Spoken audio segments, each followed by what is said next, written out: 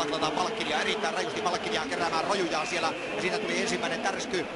Malkkinia katselemaan ja ihmettelemään sinne, että mikäs pyörimyrsky sillä oikein tapahtui. Ja siellä on myöskin suomalaispelaaja, joka on törmännyt Malkkinin kanssa. Ja nyt katsotaan sitten, mitä siellä todellisuudessa oikein tapahtui, koska siellä tuli yhteen törmäys siellä kulmauksessa. Seurataanpa sitä tilanteella, se on erittäin kova tilanne näin. Siinä on Erik Haula, joka törmää sitten Jevgeni Malkkinin kanssa. Ja nyt sopii toivoa, ettei tässä heti erän alkuun tule mitään loukkaantumisia. Harris Vitolins on tosiaan joukkueen päävalmentaja tässä loppuottelussa johtuen tästä Snarokin aivan järkyttävästä käyttäytymisestä ottelussa Ruotsia vastaan.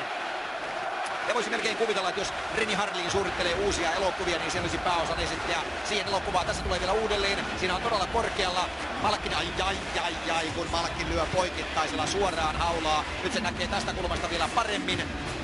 Ottelun päätuomarin pari Lars Bryggeman, Saksa, Kevin Keith-Caval, Yhdysvallat. Ei tätä tilannetta kuitenkin näe, siellä on aika kovaa rähinää jo. Sieltä tulee tosiaan Haulaa Malkkinilta poikittaisella malla aika rajusti niskaan ja siitä alkaa tämä rähinä. Ja Olli Jokinen joukkueen kapteenina ja tämä alkaa juuri niin kuin olettaa sopii tämä ottelu. Eli toisin sanoen se päättyi, edellinen ottelu päättyi siinä, että Vadim Sipatsov otti 3 ottelun pelikielon ja Pekka Jormakka oli taju kankaalla. Ja nyt se alkaa sitten käytännössä samalla tavalla Malkkinin tökerryllä poikittaisella mailalla päähän. Ja Haula on hetken aikaa siellä vinkki pimeänä, mutta rangaistuksia siitä ei tule, koska se menee päätuomarin parilta ohi, niin kuin se menee vähän kaikilta muiltakin. Ollaan asetella liikkeellä Lehterä ja painaa Jarkko Immosen liikkeelle. Immonen vastaan Denisov. Nyt pitäisi mennä vähän tiukalmaan jalalle. Sinne menee myöskin Olli Jokinen kaivamaan kiekkoa. Lehterä pitkää vaihtoa alla. Hän on minuutin pelannut ylivoimaa ja sitten tulee saman tien poikittaisesta mailasta 2 minuuttia. Ja siellä kun on iso Aleksanteri ilman mailaa, niin poikittaisesta mailasta tulee suomalaispelaajalle 2 minuutin rangaistus. 55 sekuntia rangaistusta jäljellä Jakovlevilla ja Jarkko Immonen 2 minuuttia poikittainen maila 33-37.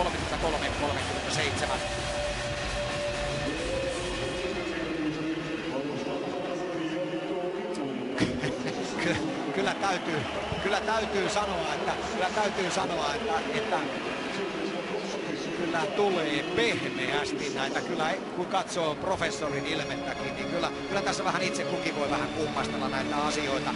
100-kiloinen Järkäle laitakamppailussa, kun kaveri vie kiekon pois, niin kompuroi siinä nurin. No niin, sen pituinen se. Jo pahasti myöhässä. Lainat tulee Anisimov, Shiroko tulee keskeltä, Subarev tulee laidasta ja sitä pääsee Anisimov vetämään. Shirokov nappaa irtokiekon, Kontiola puolustaa kuitenkin vahvasti ja hyvin. Ja nyt pitää kiekko sitten oman joukkueen hallussa ja no niin, arvatkaapas mitä nyt tapahtuu. Tulee Petri Kontiolalle 2 minuuttia koukkaamisesta. Nyt alkavat vaikeudet. Ja juuri kun tätä painotettiin, että boksista pysytään poissa, niin nyt sinne joutuu Petri Kontiola. Ja nyt on Suomella se tilanne, että nyt on vaikeuksia kyllä. Sergei Shirokov.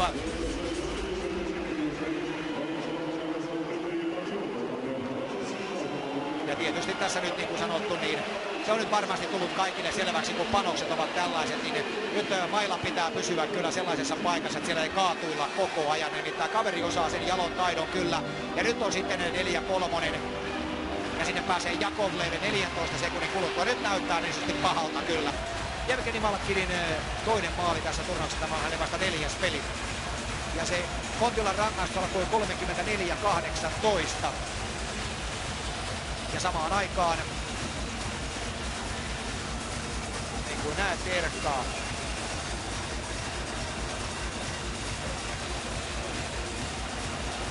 ja kyllä se vain niin on, että 41 sekuntia rangaistusta on vielä jäljellä. Suomi joutuu siis pelaamaan vielä alivoimalla. 35-38.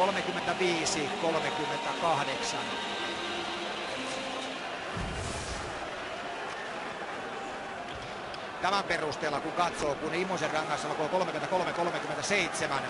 niin maali syntyy 35-38. Silloin pitäisi Kontiolan päästä pois sieltä aitiosta. Eli se on selvä tuomarivirhe, mikä siinä tulee tässä tilanteessa. Ja siitä Erkka protestoi ihan oikein. Eli 33-37 alkoi Immosen rangaistus. Ja hän pääsi juuri aitiosta pois. Ja sekunti siitä iski Malkkin maalin.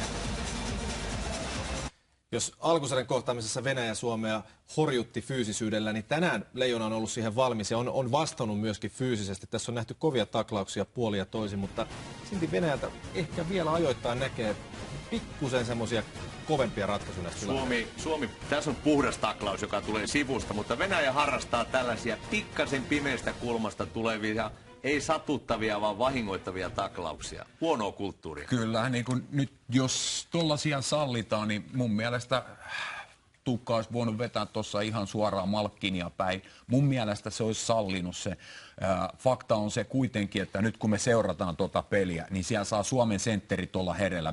Siellä on koko aika painoton pakki kalastaa sitä, tulee koko aika ui sisään siihen ja hakee tuota kovaa pommia. Et siellä voi olla, että siellä näkyy pari kertaa hallin kattovalot tänään meidän senttereillä, mutta ei se mitään. Yksi valitettava loukkaantuminen tuohon erään myöskin mahtui. Pekka Jormakka loukkaantui tässä tilanteessa ja ei tämän jälkeen palannut jäälle. Just sellainen taklaus, mistä mä puhuin, että Venäjä hakee koko ajan siihen ihan rajamaille ja jonkun verran menee ylikin nämä taklaukset.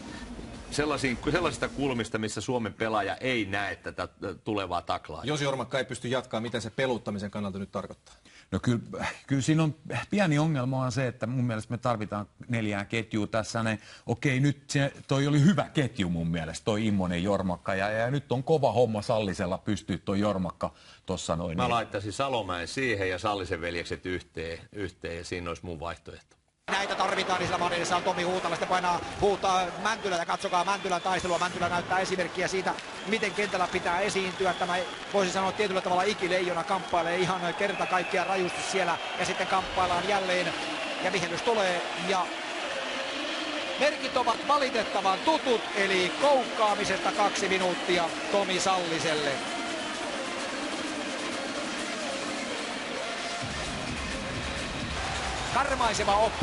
Karmaiseva oppitunti näistä, mitä merkitsevät rangaistukset ratkaisupeleissä. Ja totuus on vain se, että tietysti nyt pitää vielä katsoa.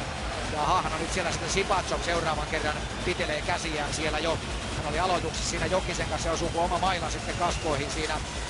Joka tapauksessa Suomella on todennäköisesti eniten 2 minuutin rangaistuksia tässä turnauksessa. Ja se on tietysti se on niin huono asia, kun mietitään kuitenkin, että lopputulos on näinkin loistava, että ollaan finaalissa. Aika lähellä siinä olisi, ettei Jokinen olisi saanut tietysti rangaistusta, kun se osuu vielä tuonne Sipatsovin kasvoihin. Finlandilta vastaan jatketaan Suomella 2 maalin takaa jo asema. Ja nyt pitää alkaa tapahtua muuallakin kuin rangaistusaitiossa. 6 minuuttia peliaikaa jälleen Saripov lyö kiekkoa päätyyn. Rinne jättää siihen sitten, Saripov vetää törkeästi Pekka Rinteen päälle siellä myöskin. Sitten tulee jo ottamaan keskialueen yli ja lähtee vetämään kaukaa. Pomppukiekko tulee maalin kulmalle Huhtalalle ja Huhtala kiekko pääseekin. Jakovlev puolustaa Huhtalaa ja Huhtala rynnistää väellä ja voimalla 2 pelaajan ohi. Takaa tulee jälleen suomalaispelaaja ja aivan nenän edessä vedetään aivan puhdasta koukkua. Ei riitä tässä paineessa millään ja Salomäki tulee seuraavaksi tänne kattilan keskelle. Ei riitä nyt paineessa viheltää selvää rangaistusta. Venäjä selviää siitä ja Kulevin painaa kiekon päätyyn. Vajaa 5 minuuttia peliaikaa jäljellä. Lajunen vastaa Plotnikov. Ja tällä hetkellä edelleenkin Venäjä pystyy viemään kiekon hyökkäysalueelle. Näin se palauttaa sen omalla alueelleen myöskin. Ovechkin pelaa jopa puolustajan paikalla, tällä hetkellä kaatuu siinä. No nyt sitten tulee rangaistus. No niin, siinä tämä ottelu ratkeaa. Sitten kun Ovechkin kaatuu keskialueella. Ja kyllä nyt täytyy sanoa ihan suoraan, että ei ole tämän ottelun päätuomaripari ollut loppuottelun arvon mukainen. Siellä jäi aivan kertakaikkisen selvä koukkaaminen viheltämättä Venäjän puolustusalueelle ja nyt Jori Lehterän keskialueen jäähy tietää silloin sitä lopun alkua, kun hän koukkaa siinä Ovechkinin nurin ja näin ollen Venäjän ylivoimapeli, kun peliä on 4.34 jäljellä. Sinne aivan jalkoihin, niin sitten on 2 minuuttia Suomelle, mutta ennen kaikkea tilanne on todella se, että näitä vihellyksiä, joita pitäisi sitten rohkeasti viheltää tämän 14 000 yleisön edessä silloin, kun sillä koukulla vedetään miestä nurin.